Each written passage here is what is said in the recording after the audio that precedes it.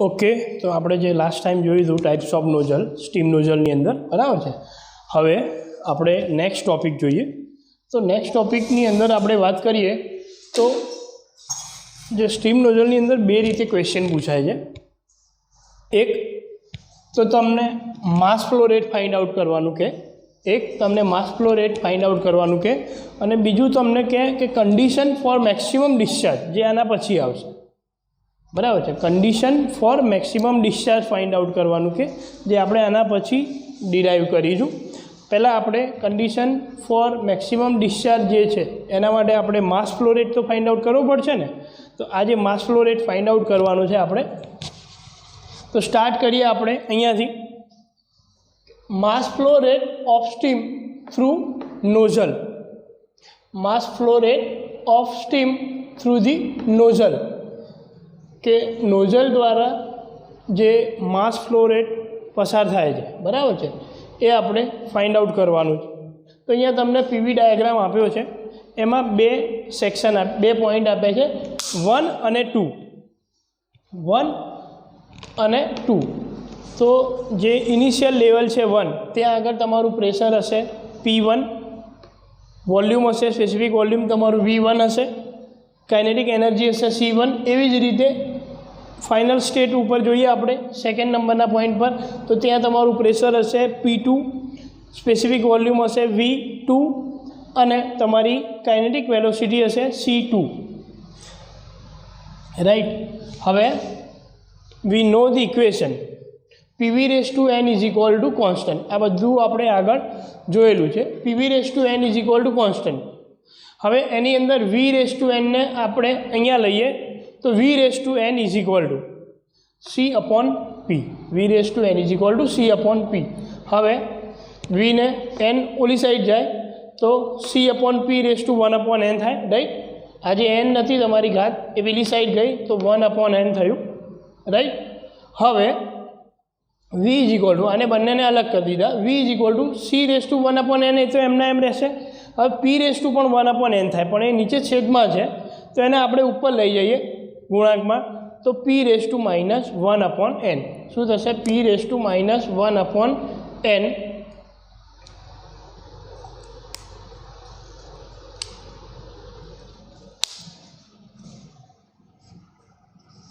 P⁻1/N, that is equation number 1. હવે next equation number 1 આપણે find out કર્યું specific volume V/1/N. હવે gain in kinetic energy, આપણે last equation જે steady flow energy equation જોયું હતું, બરાબર. અને આગળનો જે વિડીયો હતો એની અંદર આપણે જોયું સ્ટીડી ફ્લો એનર્જી ઇક્વેશન. તો સ્ટીડી ફ્લો એનર્જી ઇક્વેશનની અંદર આપણે જોયું હતું કે C2² - C1²/2 = adiabatic heat drop અથવા તો ડિફરન્સ ઇન એન્થાલ્પી. તો C2² - C1² / 2 = work done during the cycle અથવા તો એડિયાબેટિક હીટ ડ્રોપ, બરાબર છે. એન્થાલ્પી ડિફરન્સ S2 - H1 એ આપણે લાસ્ટ ટાઈમ જોયું હતું સ્ટીડી ફ્લો એનર્જી ઇક્વેશનમાં. હવે work done during the cycle that means volume into dP, બરાબર છે. હવે આનું ઇન્ટિગ્રેશનની આપણે લિમિટ મૂકી P2 અને P1, જે આપણે બે ઇનિશિયલ સ્ટેજ છે P2 અને P1, રાઈટ. તો VdP. હવે આનું ઇન્ટિગ્રેશન કરીએ આપણે, વોલ્યુમ જે આ વર્ક ડન છે એનું ઇન્ટિગ્રેશન કરીએ with the limit of P2 and P1. તો VdP = હવે આનું શું થશે? તો આની અંદર આપણે જે Vની વેલ્યુ હતી ફ્રોમ ધી ઇક્વેશન નંબર 1, આપણે અહીંયા વેલ્યુ ઇનપુટ કરીએ તો Vની value C/1/N into P⁻1/N, C/1/N into P⁻1/N. શેના પરથી મળ્યું આપણને? તો ફ્રોમ ધી ઇક્વેશન નંબર 1. હવે C તો કોન્સ્ટન્ટ છે તમારો, તો C આપણે બહાર લઈ લઈએ. C/1/N એમના એમ ઇન્ટિગ્રેશન વિથ લિમિટ P2 થી P1 P⁻1/N ઇન્ટુ dP. હવે આનું ઇન્ટિગ્રેશન શું થશે? હવે તમને ઇન્ટિગ્રેશન કદાચ જો તમે ભૂલી ગયા હો તો તમને યાદ કરાવી દઉં કે x⁻n નું ઇન્ટિગ્રેશન શું થાય? તો x⁻n+1/n+1, જે તમારી ઘાત હતી રેસ્ટુ હતું એના +1 થશે અને ડિવાઇડેડ બાય એના જે n+1 આવશે.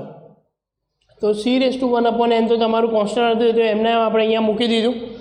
હવે આ ઇન્ટિગ્રેશન આપણે છોડીએ તો આનું શું થશે, x⁴n છે માની લો, આ x⁴n છે તો x⁴n+1 ડિવાઇડેડ બાય n+1. તો એવું થયું x એમના એમ n+1 divided by n+1 with the limit p2 p1.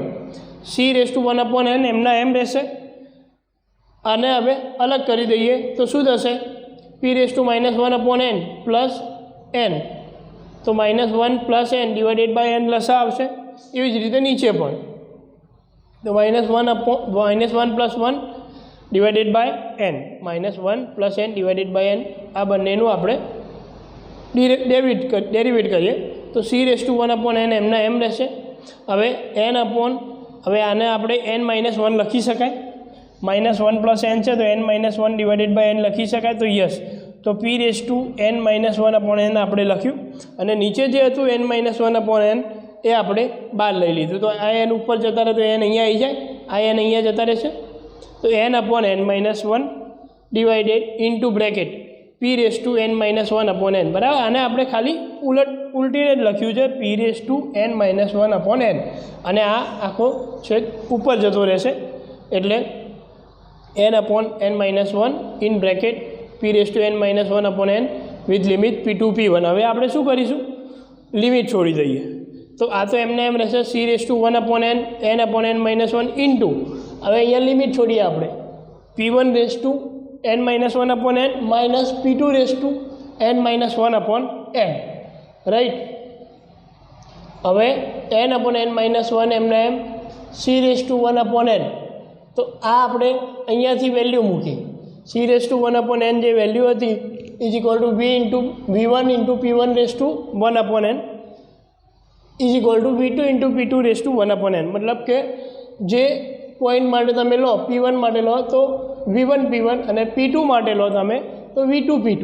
બરાબર છે, એવી રીતે આપણે અહીંયા c ની વેલ્યુ મૂકી.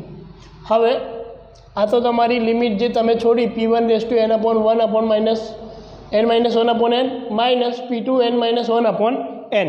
બરાબર છે, આ આપણે એની લિમિટ છોડી. એના પછી આપણે c ની વેલ્યુ મૂકી. શેના પરથી, તો આ ઇક્વેશન પરથી. તો n-1 એમના એમ v × p⁻n આ બ્રેકેટ એમના એમ રહેશે. હવે આ જે તમારો p1 છે અંદર જશે એટલે p1 પોઈન્ટ પર આપણે આને v1 લઈશું અને આને p1 લઈશું તો આ ગુણાંકમાં થશે, આ બી ગુણાંકમાં થશે. એવી જ રીતે અહીંયા આપણે જે લઈશું તો v2 × p2/n લઈએ. તો એવી જ રીતે તમને એક સાદુરૂપ ખાલી અહીંયા બતાવ્યું છે. p1 × n-1/n તો હતા જ ઇન્ટુ આ p⁻n મતલબ કે p1/n અંદર ગુણાંકમાં જશે. તો હવે બંને છેદ સરખા છે, બરાબર છે, બંનેની રેસ્ટુ અલગ અલગ છે તો બંને વચ્ચે શું થશે, ગુણાંકમાં હોય તો પ્લસ થશે. તો n-1/n + 1/n is equal two, તો આનું લસા તો n જ આવશે. તો n1 કેન્સલ થઈ જશે, n/n એ પણ કેન્સલ થઈ જશે. તો તમારું બચ્યું શું, p1. રાઈટ, આ આપણે અંદર ગુણાંકમાં લઈ જઈએ ત્યારે આપણને આવી રીતે p1 મળે છે અને આ જે ગુણાંકમાં એ તો v1 એમના એમ જ રહેશે. તો શું થયું, જે હતું c2² - c1² divided by 2 is equal to n/n-1 એમના એમ રહેશે. જે v આપણે ગુણાંકમાં લઈએ છીએ તો એ શું થશે, p1 × v1. આનું આ બંને ગુણાંકમાં આવ્યા તો એનું સાદુરૂપ આપણને શું મળ્યું, p1. એ જ રીતે અહીંયા શું મળે, p2 મળે.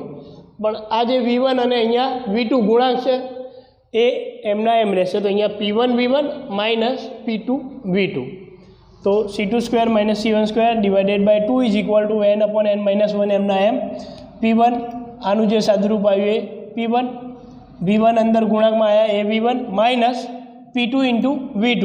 રાઈટ, આ તમારું થયું કાઇનેટિક એનર્જી તમે જે ગેઇન કરો છો એનું એક ઇક્વેશન છે. હવે in case if expansion of steam from the rest, मतलब કે રેસ્ટ પોઝિશનમાંથી જે એક્સપાન્શન થાય છે ત્યાંની વાત કરીએ આપણે, તો ત્યાં આગળ તમારી જે ઇનિશિયલ લેવલે જે તમારી કાઇનેટિક એનર્જી હશે કેવી હશે? 0 હશે.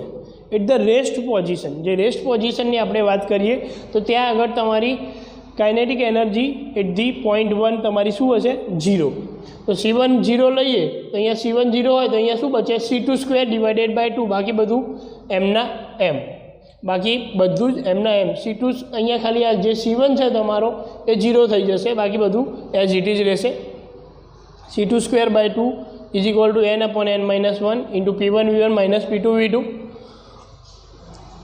હવે C2ને આપણે કરતા બનાવીએ તો શું થશે? 2 અહીંયા ગુણાંકમાં આવી જશે અને આ સ્ક્વેર કાઢીશું તો અહીંયા શું થશે? Under route. તો C2 is equal two under route, આ 2 અહીંયા ગુણાંકમાં આવે તો 2n ડિવાઇડેડ બાય n-1 હતું, આ બ્રેકેટ બી એમના એમ રહેશે. This is the equation number 2. હવે આપણે જોઈએ, આપણે ફાઇન્ડ આઉટ શું કરવું છે? માસ ફ્લો રેટ, બરાબર છે. તો mass flow rate find out કરવા માટે આપણને ખબર છે P1V1 raise to n is equal to P2V2 raise to n, right. તો હવે V2ને આપણે કરતા બનાવીએ. V2 raise to n is equal to શું થશે? આ એમના એમ, બાકી બધું આ સાઈડ આવશે. તો V1 raise to n divided by P1 by P2, therefore V2 is equal to, હવે આ જે આની રેઝ ટુ n હતી એ ઓલી સાઈડ જાય તો શું થશે? 1/n થશે. તો V2 is equal to V1 raise to n હતી અને 1/n, એટલે તો V1 થઈ જશે, કારણ કે n અને 1/n ગુણાંકમાં આવે તો V1 થઈ જશે, into P1 by P2 rays to 1/n. હવે આપણે એને P2 બાય P1 કરીએ તો શું થશે? -1/n, -1/n. આ તમારું થયું V2, રાઈટ. ફરી એકવાર એક્સપ્લેન કરું છું. P1V1 raise to n is equal to P2V2 raise to n is equal to constant છે. તો એના પરથી આપણે V2 રેઝ ટુ n ને કરતા બનાવીએ તો V2 raise to n is equal to V1 raise to n એમના એમ, P1 પણ એમના એમ, આ જે P2 હતો એ નીચે ડિવાઇડેડમાં આવ્યો. હવે V2 રેઝ ટુ n હતી ઓલી સાઈડ ઘાત જાય તો 1/n થાય, તો V1 રેઝ ટુ n ને 1/n તો એ V1 થઈ જશે. P1 by P2 rays to 1/n છે એને ઉલટાઈ દઈએ તો P2 by P1 raise to -1/n થશે. ઓકે. હવે નેક્સ્ટ C2, તો જે C2 તમારું છે આ જે ઇક્વેશન નંબર 2 પરથી જે હતું તમારું C2, તો એની અંદર આપણે હવે વેલ્યુ ઇનપુટ કરીએ. તો 2n/n-1 તો એમને એમ છે, P1V1 માઇનસ P2V2, આ હતું તમારું P2V2.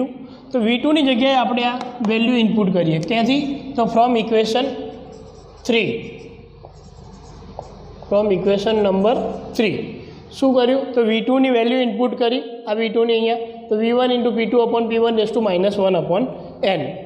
હવે C2 ઇઝ ઇક્વલ ટુ આ એમના એમ P1V1 તમે કોમન લો તો અહીંયા શું બચે? 1. હવે અહીંયા P1 નથી તો અહીંયા ગુણાંક ઉપર નીચે ગુણવું પડશે. V1 તો કોમન નીકળી ગયા, પણ P1 વડે આપણે ઉપર નીચે ગુણવું પડે. અહીંયા P1 અને નીચે પણ P1, બરાબર છે. P1V1 તો કોમન નીકળી ગયા, 1 માઇનસ તો P2 બાય P1 રહેશે. આ P1 ને આ V1 બંને બહાર નીકળી જાય, રાઈટ. અહીંયા જે ગુણાંકમાં હોય તો અહીંયા શું રહેશે?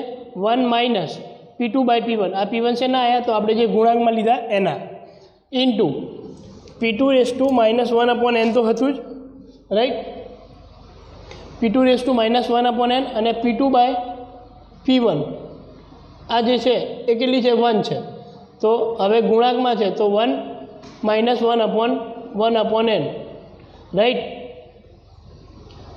તો આનું સાદુરૂપ શું થાય? P2 by P1 raise two 1 હતું અને P2 by P1 raise to -1/n હતું, તો માઇનસ આ બંને ગુણાંકમાં છે તો પ્લસ થાય, પણ અહીંયા માઇનસ છે એટલા માટે P2/P1 raise to -1/n, 1 -1/n. તો અહીંયા શું થશે? n-1/n એનું સાદુરૂપ થશે. આનું સાદુરૂપ શું થાય? તો n-1/n, બરાબર છે. આ તમારું ઇક્વેશન થયું C2 is equal two 2n/n-1 એમના એમ, P1V1 જે કોમન લીધા હતા એ પણ એમના એમ, અહીંયા 1 minus P2 by P1 raise to n-1/n. That is the equation number 4. That is the equation number 4. હવે આપણે કન્ટિન્યુટી ઇક્વેશન પરથી વાત કરીએ તો mass flow rate is equal to શું છે, m is equal to A2 area cross sectional into C2 એટલે કે kinetic energy divided by specific volume V2. હવે m is equal to A2 into C2 divided by V2 શેના પરથી, તો હવે આપણે ઇક્વેશન નંબર 3 અને ઇક્વેશન નંબર 4 એટલે કે ઇક્વેશન નંબર 3માંથી V2ની વેલ્યુ અને ઇક્વેશન નંબર 4માંથી C2ની વેલ્યુ આ બંને વેલ્યુ આની અંદર ઇનપુટ કરીએ. તો પહેલાં A2 તો એમના એમ રહેશે, C2ની વેલ્યુ તો આખો બ્રેકેટ અહીંયા મૂકી દીધો આપણે, આ જે બ્રેકેટ હતો C2ની વેલ્યુ આપણે અહીંયા મૂકી દીધું. V2 તો V2ની વેલ્યુ આપણે અહીંયાથી લઈએ તો V1 into P2/P1 raise to -1/n શેના પરથી, તો ઇક્વેશન નંબર 3 પરથી. હવે m is equal to A2 divided by V1 P2/P1 raise to -1/n આ બ્રેકેટ એમના એમ.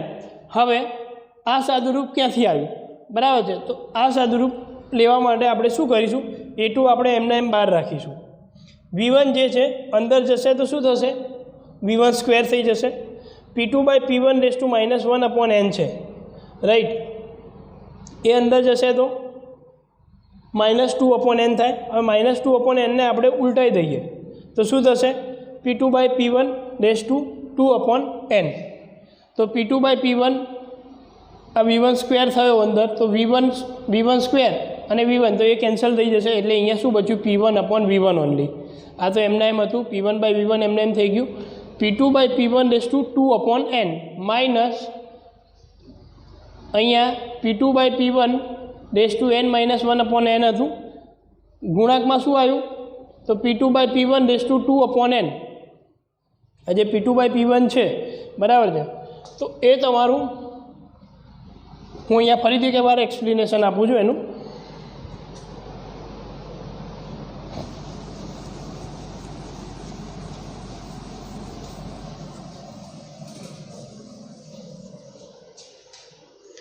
મેં તમને કીધું એ પ્રમાણે કે જે V1 અને P2/P1 રેઝ ટુ -1/n છે એ બધું અંદર જશે તો શું થશે, E2 એમના એમ રહેશે, ઇન બ્રેકેટ 2n/n-1 જે હતું એ પણ એમને એમ રહેશે. V1 અંદર જશે તમારું તો શું થશે, V1 સ્ક્વેર થશે, રાઈટ, તો V1 સ્ક્વેર આ જે તમારું V1 અંદર ગયું તો શું થયું, V1 સ્ક્વેર થયું, રાઈટ, ઇન્ટુ P1 V1 પણ તમારા ઓલરેડી હતા જ, P1 V1 પણ તમારા અંદર જે હતા એ તો આપણે સ્ટેપ મૂકી દીધું, 2n/n-1 P1 V1 તો હતું એ આપણે ઓલરેડી મૂકી દીધું, A2 ને બહાર રાખ્યા, બાકી આ જે વેલ્યુ છે નીચે છે એ આપણે અંદર લઈ જઈશું. V1 અંદર જશે તો V1 સ્ક્વેર થશે, તો આપણે V1 સ્ક્વેર અહીંયા મૂકી દીધો. હવે P2/P1 રેઝ ટુ -1/n છે એ પણ અંદર જશે તો શું થશે, P2/P1 રેઝ ટુ -2/n થશે, રાઈટ. હવે આને ઉલટાઈ દઈએ તો શું થશે, P2/P1 raise to 2/n, right. બાકીનો આ જે બ્રેકેટ હતો એ આપણે એમના એમ મૂકી દઈએ, 1 minus P2/P1 raise to n-1/n raise to n-1/n, બરાબર છે. આ આપણે એમના એમ મૂકી દીધો. આ જે આપણે અંદર લાવ્યા એના પછીનું ઇક્વેશન છે, રાઈટ. હવે A2 એમના એમ ઇન બ્રેકેટ 2n/n-1 પણ એમના એમ, P1 V1 આ તમારું શું હતું, P1 V1 divided by V1 square. હવે V1 સ્ક્વેર અને V1 એ કેન્સલ થઈ જશે તો અહીંયા શું બચ્યું તમારું, P1 ડિવાઇડેડ બાય V1. આ જે સ્ટેપ છે એને અંદર ગુણાંકમાં લઈ લઈએ તો P2/P1 રેઝ ટુ 2/n એમના એમ minus P2/P1 raise to n-1/n into ગુણાંકમાં શું આવ્યું P2/P1 રેઝ ટુ 2/n. હવે આ બંનેનો છેદ સરખો છે, અંશ રેઝ ટુ અલગ છે, બરાબર છે, રેઝ ટુ અલગ છે, તો n-1 ઇન્ટુ 2/n. તો હવે આ બંને અલગ છે, ઘાત અલગ છે, બાકી નીચે છેદ કેવો છે સરખો છે, તો આ બંને વચ્ચે શું થશે પ્લસ થશે. તો હવે આનું સાદુરૂપ શું આવે 2/n. લસા તો n જ રહેશે તમારો, તો n-1 + 2 / n. તો આનું શું મળ્યું આપણને n+1 / n. આ શું મળ્યું, આનું શું થાય તો n+1 / n. આ એનું શું થશે સાદુરૂપ થશે શેનું અહીંયા આગળ. તો આપણે અહીંયા ડાયરેક્ટ લખી શકીએ હવે કે m = a2 જે તમને કીધું એ પ્રમાણે a2 / 2n/n-1 into P1V1 = P2/P1 raise to 2/n minus P2/P1 raise to n+1 / n. Right, આ તમારું ફાઇનલ ઇક્વેશન થયું માસ ફ્લો રેટ, બરાબર છે. આ તમારું ફાઇનલ ઇક્વેશન થયું mass flow rate of the steam through nozzle. Mass flow rate of steam through nozzle, આ એનું ફાઇનલ ઇક્વેશન થયું. આ તમને ખાલી એક્સપ્લેનેશન આપ્યું કે આના પરથી કેવી રીતે આ ઇક્વેશન આવ્યું. રાઈટ, બુકની અંદર ઘણા બધા એવા સ્ટેપ છે જે ડાયરેક્ટ લખી દીધા છે. તો આ વિડીયો તમે પ્રિફર કરશો તો તમને દરેક સ્ટેપ જે એક્સપ્લેનેશન સાથે મેં તમને બતાવ્યું છે, તો બુકની અંદરથી તમને નહીં સમજ પડે તો આ વિડીયો પરથી તમે એકવાર લખીને નોટની અંદર લખી દેજો, તો તમને કમ્પ્લીટ સમજાઈ જશે અને you can understand very easily. Right, thank you.